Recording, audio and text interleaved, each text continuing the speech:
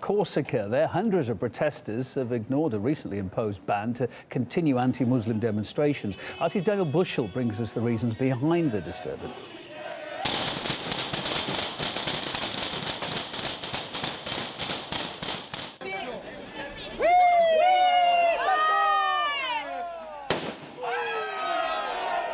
A new day and a new explosive protest of hate. Furious locals again defy a ban on all demonstrations, with fresh waves of anti-Muslim hatred sweeping this troubled island. There is no security in poor areas. If the police won't act, we will continue to go out to solve this problem ourselves. We were called racists, fascists and extremists. But this is not about us. We are defending our land, and we don't want any scoundrels in Corsica. I'm glad the demonstrations are taking place. I was afraid to enter these areas at first, but now I'm happy that we are being heard. But the protests need to be organized properly. They shouldn't spark a greater desire for violence. Officers put under overnight police protection an entire housing estate home to Muslim residents, plus 5 Islamic prayer halls, most notably this one.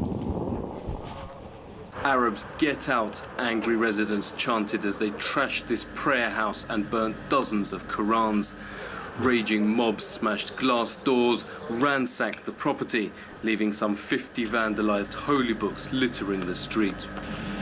We're one of the very few people to have gained access to the prayer hall since the riots. It's a pretty haunting sight. So some of the Qurans have been returned to their shelves, but the prayer beads still remained scattered across the floor, and the air conditioning unit has simply been ripped off the wall, presumably by the rioters.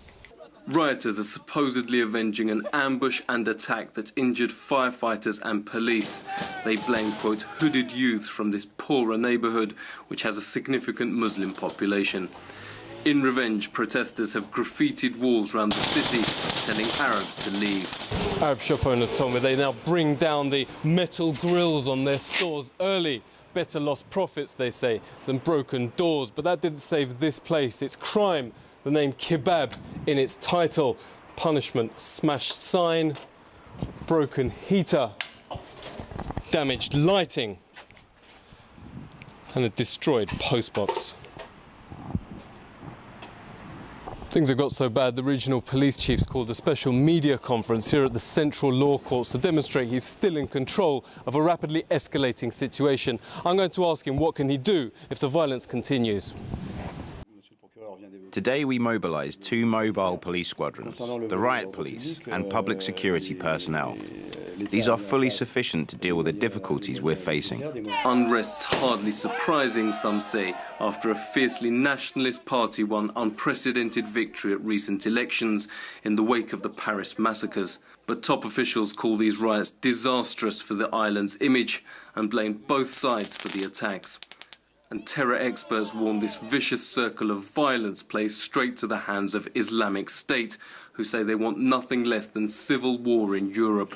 France has some 5 million Muslims, one of the largest populations in the EU. Daniel Bushell, RT, on the island of Corsica.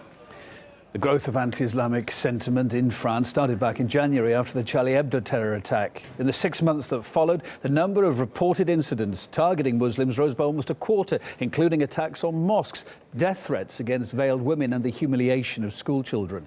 The terror attacks that hit Paris then in November only worsened the situation. Bruno Duresquis from the National Institute of Languages and Eastern Civilizations in Paris, he told us it's going to be difficult to deal with this issue given the divide right now in Corsica and the recent far-right gains in regional elections there.